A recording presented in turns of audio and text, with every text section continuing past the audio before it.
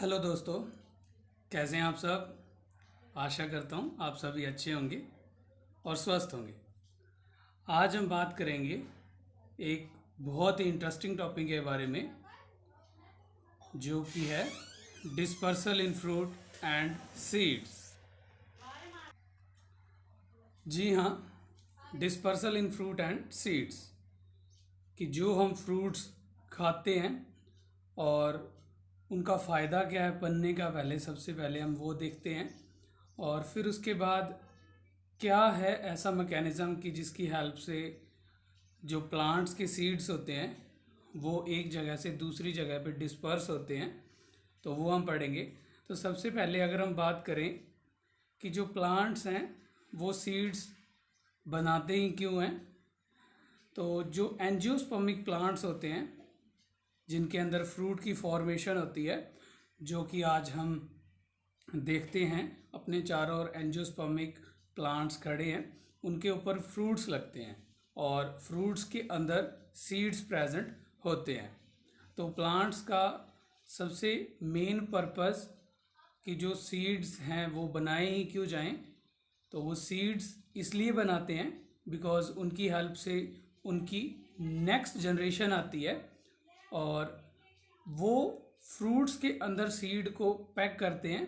हम बोलते भी हैं एंजियोस्पर्मिक प्लांट्स के अंदर फ्रूट्स की फॉर्मेशन होती है और वो इसीलिए फ्रूट्स बनाते हैं कि जो एनिमल्स हैं वो उस फ्रूट्स को खाएं और उन्हें हेल्प करें उनकी फर्दर डिस्पर्सल के अंदर।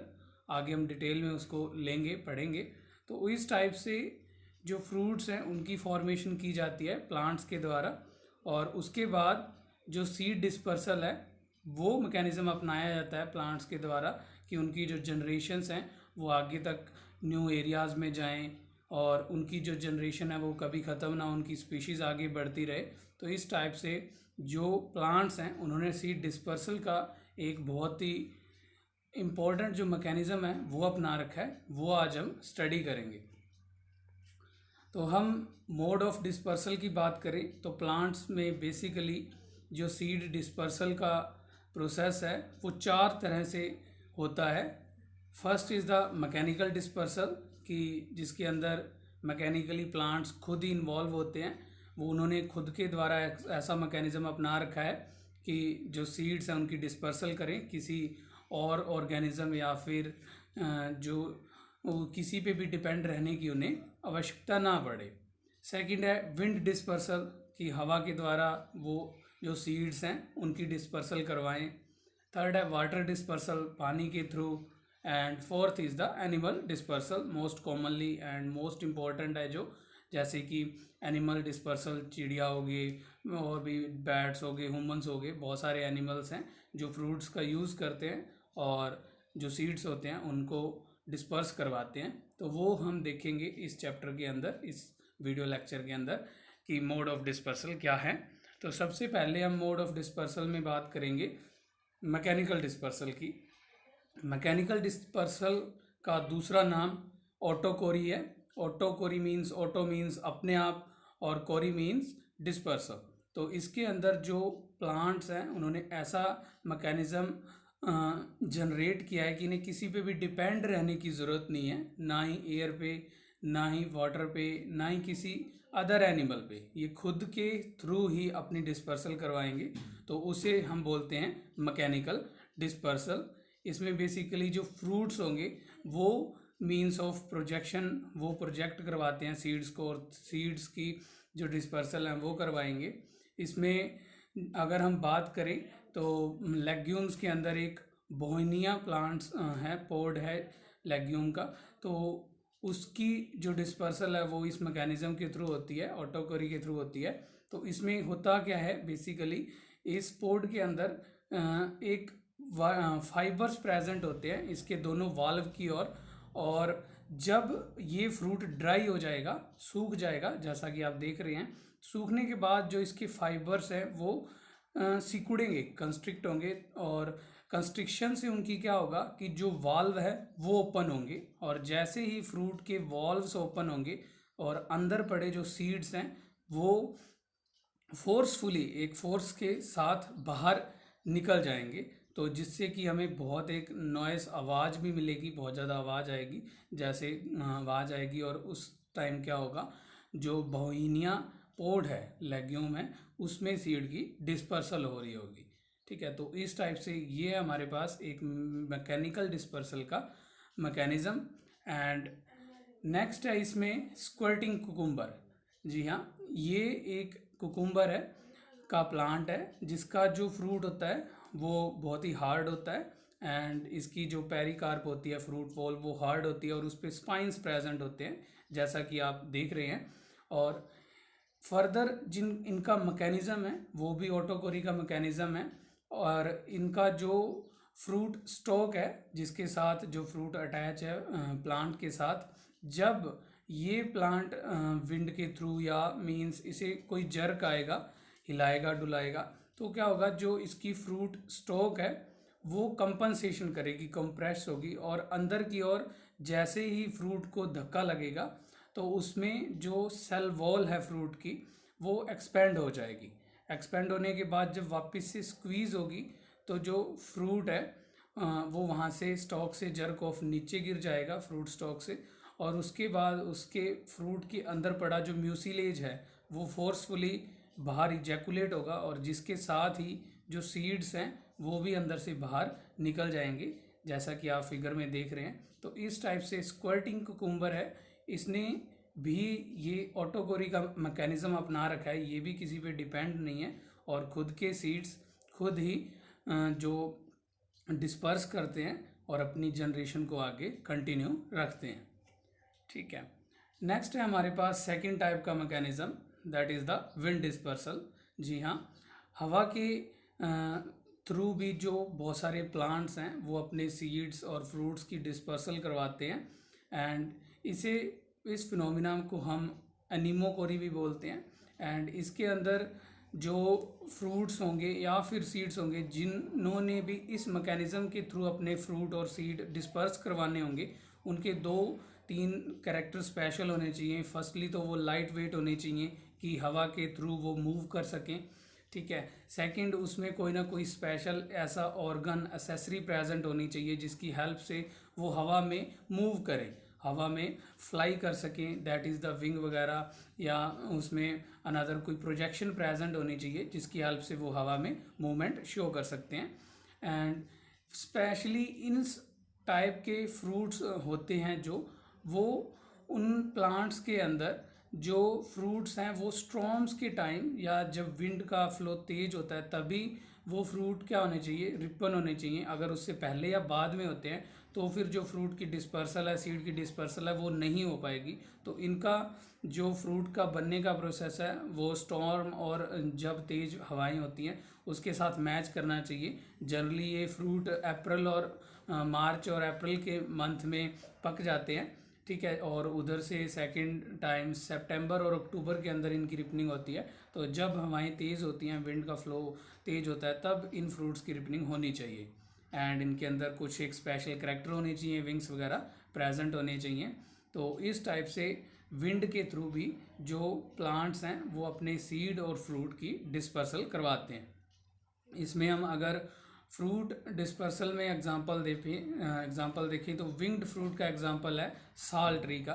ठीक है, इसका फ्रूट जो समारा होता है, कंपाउंड समारा, हमने पहले भी स्टडी किया है। तो इसमें जो फ्रूट है उसकी जो पेरिकार्प है वो एक्सटेंड आउट ग्रोथ की फॉर्म में प्रेजेंट है, जो हवा में इसके सीड को फ्लाई करने में हेल्प करेगी।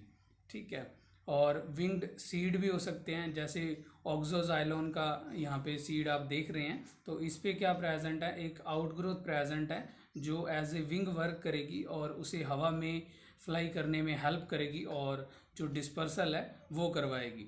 तो ये है हमारे पास विंड डिस्पर्सल के अंदर। थर्ड है इसमें नेक्स्ट प्लम्ड सीड।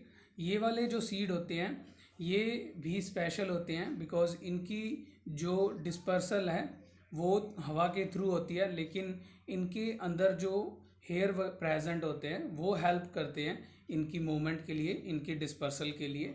और जो हेयर होते हैं वो पेरिकार्प से जो फ्रूट वॉल है उसकी आउटग्रोथ भी हो सकती है, या फिर जो सीड कोट है टेस्टा उसकी आउटग्रोथ भी हो सकती है। उन दोनों में से किसी का भी जो आउटग्रोथ है वो एज ए हेयर वर्क कर सकता है और जो सीड है उनकी डिस्पर्सल करवा सकता है।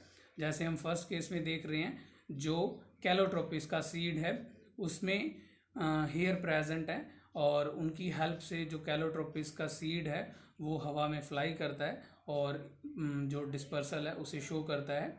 एंड सेकंड हम बात करें जो कॉटन होती है, तो उसका भी जो सीड है वो एयर के थ्रू डिस्पर्स होता है। एंड इसका जो सीड होता है वो एक स्पेशल टाइप का सीड होता है जिसे हम वूली सीड बोलते हैं। हम इसे वूली सीड क्यों बोलते हैं? बिकॉज इसके अंदर जो सीड होता है वो कवर होता है फाइबर्स के थ्रू, जो इसके हेयर है उसके थ्रू, और कंप्लीट कवर होता है, उसके चारों ओर प्रेजेंट होते हैं, सीड बिल्कुल सेंटर में प्रेजेंट होता है, तो इसलिए हम इसे वुली सीड बोलते हैं। एंड इस जो फाइबर्स हैं जिसे हम रुई भी बोलते हैं, इसकी हेल्प से ये क्या करते हैं, डिस्पर्स करते हैं एक जगह से दूसरी जगह पे। ठीक है, नेक्स्ट है इसमें पैराशूट मैकेनिज्म। पैराशूट आप सभी ने देखा है, हम लोग उससे जो एरोप्लेन है उससे फ्लाई करते हैं, उससे कूदते हैं। ठीक है, तो इसी टाइप में जो प्लांट्स हैं उन्होंने भी एक पैराशूट मैकेनिज्म अपना रखा है जिसकी हेल्प से वो सीड डिस्पर्सल करते हैं। मोस्टली ये वाला जो मैकेनिज्म है वो फैमिली कंपोजिटी के जो मेंबर्स हैं वो शो करते हैं। एंड इनके अंदर क्या होगा कि जो हेयरी पेपर्स प्रेजेंट होते हैं फ्रूट के एक एंड पे प्रेजेंट होते हैं। एंड इसमें हम एग्जांपल देखते हैं सोंकस का, और इसके अंदर जो हेयर प्रेजेंट होते हैं वो अम्ब्रेला शेप में प्रेजेंट होते हैं, जैसे पैराशूट की फॉर्म में प्रेजेंट होते हैं, इसलिए हम इसे पैराशूट मैकेनिज्म के अंदर इंक्लूड करते हैं। तो सोंकस की स्पीशीज़ उसके अंदर ये पैराशूट मैकेनिज्म हमें देखने को मिलता है, जैसा कि आप देख रहे हैं। तो सोंकस के जो सीड्स हैं उनके एक एंड पे जो सीड्स हैं वो बहुत सारे प्रेजेंट है, जैसे पैराशूट के पैराशूट प्रेजेंट हो, और वो इन्हें हेल्प करते हैं इनकी डिस्पर्सल के लिए। ठीक है, नेक्स्ट है सेंसर मैकेनिज्म। सेंसर मैकेनिज्म की अगर हम बात करें तो ये मैकेनिज्म के अंदर जो प्लांट है उन्होंने उनके जो सीड डिस्पर्सल है उसके लिए स्पेशल पोर वगैरह प्रेजेंट होते हैं, एंड उनकी हेल्प से ये डिस्पर्सल शो करते हैं। एंड ये जब बहुत सारे जो प्लांट्स हैं वो फील्ड में उग रहे होते हैं, और जब उनकी रिपनिंग हो जाती है और सीड की फॉर्मेशन हो जाती है, तब क्या होगा कि जब एयर का फ्लो तेज होगा तो ये शेक करेंगे, हिलेंगे डुलेंगे, और जैसा कि यहाँ पे पॉपी के अंदर दिखा रखा है तो इसके ऊपर पोर प्रेजेंट होते हैं। तो जब हवा में ये शेक करेगा इसका स्टेम, तो पोर्स के थ्रू क्या होंगे, जो सीड्स हैं वो बाहर निकल जाएंगे। ठीक है, ऐसे ही डॉग फ्लावर के अंदर होता है, और भी बहुत सी स्पीशीज़ हैं, अलग अलग टाइप के प्लांट्स हैं। तो ये है हमारे पास सेंसर मैकेनिज्म, मींस हवा के थ्रू जब शेक होंगे सीड्स तो वो अपने जो स्पेशल इनके स्ट्रक्चर हैं जैसे पोर होते हैं तो उनकी हेल्प से ये डिस्पर्स कर जाएंगे, विंड के अंदर चले जाएंगे और विंड से आगे फर्दर मूव कर जाएंगे। बहुत मींस डिस्टेंस ये ट्रैवल करते हैं, अप टू किलोमीटर्स में डिस्टेंस ट्रैवल करेंगे और दूसरे प्लेस पे जाके गिर जाएंगे और वहाँ पे जर्मिनेशन करेंगे। ठीक है, तो ये हमारे पास सेंसर मैकेनिज्म। और थर्ड है हमारे पास वाटर डिस्पर्सल। वाटर डिस्पर्सल में जो सीड्स हैं ये डिस्पर्स होंगे with the help of water, and इस फिनोमिना को हम हाइड्रोकोरी भी बोलते हैं।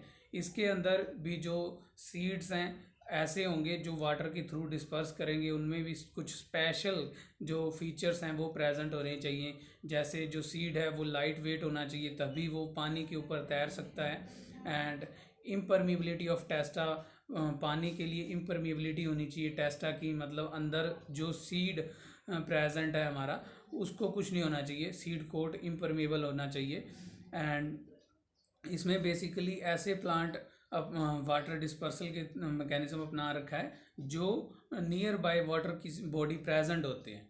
ठीक है, एंड इसमें जो वाटर के मैनर रहेंगे वो ये रहेंगे, माउंटेन स्ट्रीम हो सकती है, जो पहाड़ों से पानी आ रहा है उसके आसपास जो ट्री प्रेजेंट है, जब उनसे सीड्स या फ्रूट फॉल होंगे रिवर के अंदर, स्ट्रीम के अंदर, तो वो पहाड़ों से चलते चलते पानी के साथ बहते बहते प्लेन एरिया में आ जाएंगे और प्लेन एरिया में आके वहाँ पे अपनी जर्मिनेशन शो कर देंगे। एंड सेकंड है bank of river.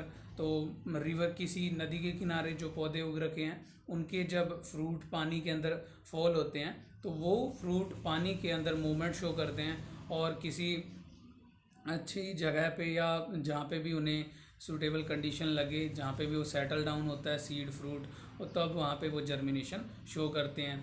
With the help of rain wash से भी हो सकता है डिस्पर्सल सीड्स का, कि कोई भी जो प्लांट है, बेसिकली हर्बी प्लांट होते हैं, श्रब्स होते हैं, तो उन पे जब रेन पड़ेगी तेज तो उनके जो सीड्स हैं वो नीचे गिर जाएंगे। एंड साथ साथ में अगर पानी का फ्लो ज़्यादा होता है, रेन फ्लो ज़्यादा होता है, तो जो सीड हैं वो रेन वाटर के साथ मूव करेंगे एंड दूसरी जगह पे जाके रुक जाएंगे और वहाँ पे जर्मिनेशन शो करेंगे। तो इस टाइप से ये रहेगा हमारे पास with the help of water dispersal seed movement.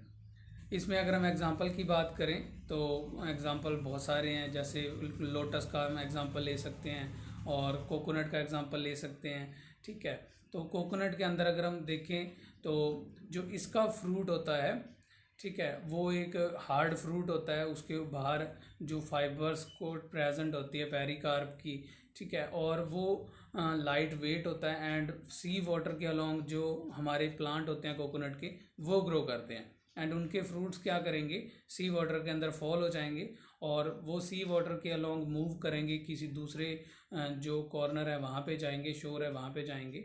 And इनकी जो डिस्टेंस है वो अप टू 1000 ऑफ किलोमीटर में रहती है एंड इनके अंदर का जो सीड है वो कभी डेड नहीं होता बिकॉज एंडोस्पर्म प्रेजेंट होता है और जो सीड कोट होती है वो हार्ड है, इम्परमिएबल है, तो सीड अंदर सेफ रहेगा और बहुत ये किलोमीटर्स का जो जर्नी है वो तय करके किसी दूसरे जगह पे जाके अपनी जर्मिनेशन शो करते हैं। ठीक है, तो इस टाइप से ये हमारे पास वाटर डिस्पर्सल।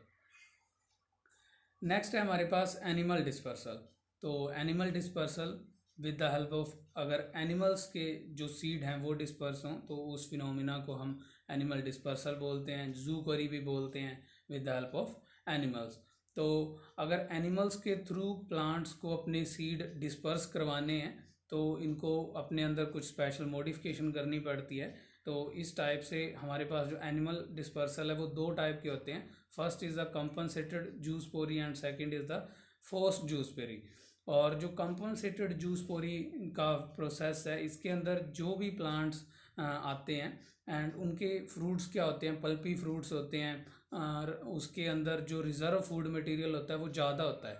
बिकॉज ऐसे जो अगर हम किसी भी एनिमल को इन्वॉल्व कर रहे हैं अपने किसी वर्क के लिए तो उन्हें कुछ देना पड़ेगा, तो प्लांट्स को अपना जो रिज़र्व फूड मटेरियल है वो देना पड़ता है। ठीक है, तो उसको एनिमल्स यूज़ करते हैं और उसके कंपनसेशन में कि तुम हमें रिज़र्व फूड दो, कुछ खाने के लिए दो और हम तुम्हारा जो सीड है वो डिस्पर्स करेंगे। इस जो प्रोग्रेस है उस पर जो एनिमल्स हैं वो वर्क करते हैं और जो प्लांट है उनके सीड को डिस्पर्स करवाते हैं। तो ये रहेगा हमारे पास कंपनसेटेड जूकोरी। तो इसमें जो प्लांट्स आते हैं उनको ज़्यादा अपना जो रिज़र्व फूड है वो प्रिपेयर करना पड़ेगा और फ्रूट की फॉर्मेशन करनी पड़ेगी। सेकंड, इन्हें फ्रूट को कलरफुल बनाना पड़ेगा जिसकी वजह से जो एनिमल्स हैं वो उनको अट्रैक्ट कर पाएँ। ठीक है, बिकॉज एनिमल्स कलर की ओर ज़्यादा अट्रैक्ट होते हैं, तो प्लांट्स को अपनी एनर्जी लगानी पड़ेगी फ्रूट को कलरफुल करने में। ठीक है, और उसे स्वीट जूसी बनाना पड़ेगा। ठीक है, तभी उसकी ओर जो एनिमल्स हैं वो अट्रैक्ट होंगे। एंड सेकंड टाइप का जो इसमें मैकेनिज़्म है वो है फोर्स जूसपोरी। फोर्स्ड यूसपोरी वाले जो प्लांट्स हैं ये बेसिकली वीड्स प्लांट होते हैं, जो झाड़ियाँ, कांटे, वीड्स इधर उधर उगे पड़ते हैं। तो इन्होंने क्या कर रखा है कि ये कोई भी sweet juicy and colourful fruit की फॉर्मेशन नहीं करते। इन्होंने अपने अंदर ऐसी मॉडिफिकेशन की हैं कि इनके साथ जब भी कोई एनिमल साथ जाएगा तो इनके जो फ्रूट्स होंगे या सीड्स होंगे वो उन एनिमल के साथ अटैच हो जाएंगे। आपने देखा होगा कि जब भी हम अपने फील्ड में विज़िट करें या रोड साइड जाएं तो हमारे जो लेग्स हैं उन पे कुछ ना कुछ लग जाता है। ठीक है, कोई ना कोई जो सीड्स हैं वो दिखते हैं हमें, ठीक है, स्पाइंस वगैरह दिखते हैं। तो वो बेसिकली प्लांट्स ने, जो वीड्स हैं, उन्होंने मैकेनिज्म अपना रखा है कि हम फ्रूट की फॉर्मेशन नहीं करेंगे, लेकिन जो स्पाइन है और बाब्स वगैरह बनाते हैं उनकी हेल्प से वो अटैच हो जाते हैं और एक जगह से दूसरी जगह पे चले जाते हैं, ठीक है। इस टाइप से वो है फोर्स जूसपोरी, कि धक्के से उन्होंने अपनी जो डिस्पर्सल है वो करवानी है, ठीक है। तो हम देखते हैं आगे। कंपनसेटेड जूसपोरी के अंदर जो प्लांट है वो अपना जो फ्रूट है उसे कलरफुल बनाएंगे, स्वीट बनाएंगे, जूसी बनाएंगे, पल्पी बनाएंगे। बहुत सारे फ्रूट हैं जैसे गुआवा, मैंगो, बेरी, ठीक है। तो जितने भी मैक्सिमम फ्रूट हम ईट करते हैं वो सारे के सारे एज आते हैं कंपनसेटेड जूसपोरी, ठीक है। जैसे चिड़िया हो गए, पैरट्स हो गए, ठीक है, एनिमल्स फ्रूट का यूज़ करते हैं और फ्रूट के जो सीड्स होते हैं उनको एक जगह से दूसरी जगह पे लेके जाके डिस्पर्स करवा देते हैं, ठीक है। तो ये है कंपनसेटेड जूसपोरी। नेक्स्ट है डिस्पर्सल बाय मैन। तो ह्यूमंस भी जो सीड हैं उसकी डिस्पर्सल के लिए रिस्पॉन्सिबल रहते हैं। ह्यूमंस जब भी हम बेसिकली कोई भी फ्रूट खाते हैं तो मींस वो पूरा अगर रिपन ना हो या फिर खा के उसका सीड इधर जो रेजिडुअल पार्ट होता है वो हम रैंडमली फेंक देते हैं, ठीक है। अगर हम अपने घर में खा रहे हैं तो इधर उधर फेंक देते हैं, या फिर रोड साइड जा रहे हैं तो आपने देखा होगा, और कॉमनली हमारे नेचर में है कि हम जो सीड्स होते हैं उधर उसको इधर से उधर डिस्पर्स करवा देते हैं, फेंक देते हैं। तो वो प्लांट के लिए एक बेनिफिट इफेक्ट रहेगा कि उनके जो सीड्स हैं वो डिस्पर्स हो रहे हैं और हमें क्या मिल रहा है, एक स्वीट जूसी फ्रूट मिल रहा है, ठीक है। और फोर्स जूसपोरी के अंदर मैंने बात की कि बेसिकली ये किसके अंदर होंगे, वीड्स के अंदर होंगे, ठीक है। तो ये अपने अंदर स्पेशल टाइप के जो मैकेनिज्म है वो लेके आते हैं। जैसे सीड्स और फ्रूट के अंदर बार्ब होंगे, हुक प्रेजेंट होंगे, ब्रिस्टल प्रेजेंट होंगे, स्पाइन प्रेजेंट होंगे, कि ऐसे स्ट्रक्चर जिनकी हेल्प से वो किसी भी एनिमल के साथ अटैच हो जाएं, तो तभी वो एक जगह से दूसरी जगह पे डिस्पर्स हो पाएंगे। तो अटैचिंग जो स्ट्रक्चर हैं वो इनकी फॉर्मेशन करते हैं। और जैसे हुक्ड फॉर्मेशन इन हुक्ड बनती है जैंथियम के फ्रूट में, बार्ब बनते हैं मैरीगोल्ड के फ्रूट में, तो उनकी हेल्प से ये क्या करवाते हैं, अपनी डिस्पर्सल, ठीक है।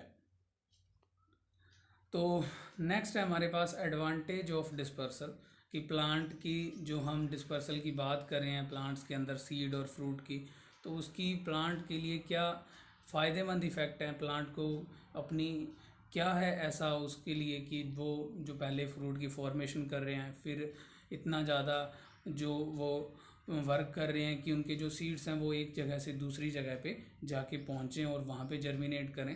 तो हम पढ़ते हैं उनकी एडवांटेजेस। तो एडवांटेजेस में अगर हम बात करें तो सबसे पहले है रिड्यूस इंट्रा स्पेसिफिक कंपटीशन।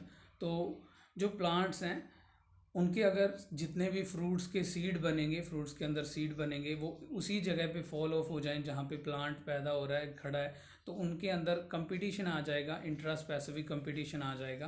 तो प्लांट्स को उन मींस एक थोड़े से एरिया के अंदर बहुत से छोटे छोटे प्लांट ग्रो करना स्टार्ट कर देंगे, एंड प्रॉपर फिर उस एरिया के अंदर उन प्लांट्स को नरिशमेंट नहीं मिलेगी, पानी नहीं मिलेगा और न्यूट्रिएंट्स नहीं मिलेंगे, तो उनके अंदर कंपटीशन आ जाएगा, जिसकी वजह से बहुत से जो प्लांट्स होंगे उनकी डेथ हो जाएगी, ठीक है। तो उस कंपटीशन को ख़त्म करने के लिए, कम करने के लिए प्लांट्स क्या करते हैं, फ्रूट बनाते हैं और अपने जो सीड्स हैं उनका डिस्पर्सल करवाते हैं कि वो थोड़ी दूर चले जाएं, जिसकी हेल्प से उनका ये कंपटीशन रिड्यूस हो जाएगा और उनकी जनरेशन भी आगे से आगे बढ़ती रहे, क्योंकि वो भी एक इम्पॉर्टेंट प्रोसेस है अपनी जनरेशन को कंटिन्यू रखना। सेकंड है dispersal provide in new area.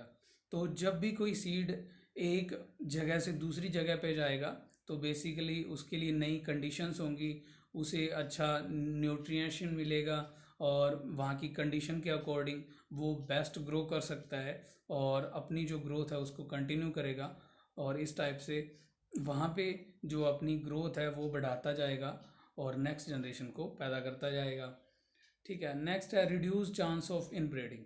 और अगर प्लांट्स एक ही जगह पे एक ही ग्रुप में या थोड़े से एरिया में ही एक स्पीशीज़ टाइप के, एक स्पेसिफिक टाइप के प्लांट ग्रो करते हैं, और उन्हीं के अंदर जो पोलिनेशन होती रहेगी सेल्फ प्लांट्स के अंदर या एक सेम एरिया के प्लांट्स के अंदर, तो क्या आएगा कि बहुत अप्रोक्सीमेटली 5 to 10 जनरेशन्स के बाद उनके अंदर इनब्रीडिंग आ जाएगी, और इनब्रीडिंग के चलते क्या होगा कि उनका जो फ्रूट साइज़ है, प्लांट की ग्रोथ है, वो सब कुछ कम हो जाएगा। ठीक है, वो रेजिस्टेंस खो बैठेंगे अपनी बीमारियों के प्रति, तो बहुत से जो उन्हें साइड इफ़ेक्ट शो करने देखने पड़ेंगे ड्यू टू इन ब्रीडिंग की वजह से। इसलिए जो इन ब्रीडिंग है उसको ख़त्म कर सकें, उसको कम करने के लिए ये क्या करेंगे, अपने सीड का डिस्पर्सल करेंगे कि दूसरे जगह से आए प्लांट, और उसके बीच में मीन्स उनके अंदर पोलिनेशन वगैरह होगी, तो उसकी हेल्प से क्या रहेगा, इनके अंदर इन ब्रीडिंग नहीं आएगी।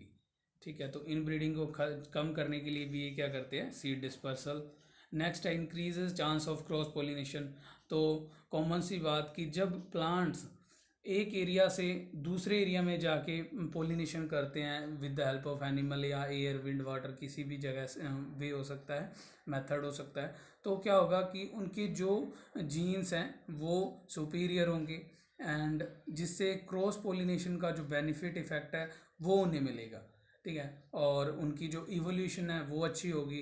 तो इस टाइप से वो सेल्फ पोलिनेशन को रिड्यूस करते हैं और क्रॉस पोलिनेशन है उसको इंक्रीज करवाना चाहते हैं। इसलिए भी जो प्लांट्स हैं वो क्या करते हैं, फ्रूट और सीड का डिस्पर्सल करते हैं। एंड नेक्स्ट है हमारे पास, a dense population is always vulnerable to attack by pest. ठीक है, अगर हम बात करें एक ही एरिया के अंदर कोई एक स्पेशल टाइप के, एक वन टाइप की पॉपुलेशन सर्वाइव कर रही है, तो उसे कोई भी पेस्ट या पैथोजन से जो बीमारियां होने का खतरा वो सबसे ज़्यादा रहता है। और अगर एक ही प्लांट को, एक प्लांट या एक उसकी स्पीशीज़ को डिजीज़ होती है, तो फिर सबके अंदर फैलने के चांसेस भी ज़्यादा रहते हैं। तो इस बीमारियों को रोकने के लिए भी जो प्लांट्स हैं वो अपने सीड का डिस्पर्सल करते हैं एक जगह से दूसरी जगह। तो ये कुछ इनके बेनिफिट इफ़ेक्ट हैं जिसकी वजह से प्लांट्स अपने फ्रूट और सीड का डिस्पर्सल करते हैं, एंड उनकी इस प्रोसेस की वजह से उनकी जो जनरेशन्स हैं वो भी आगे बढ़ती रहती हैं। ठीक है, और thank you for watching this video.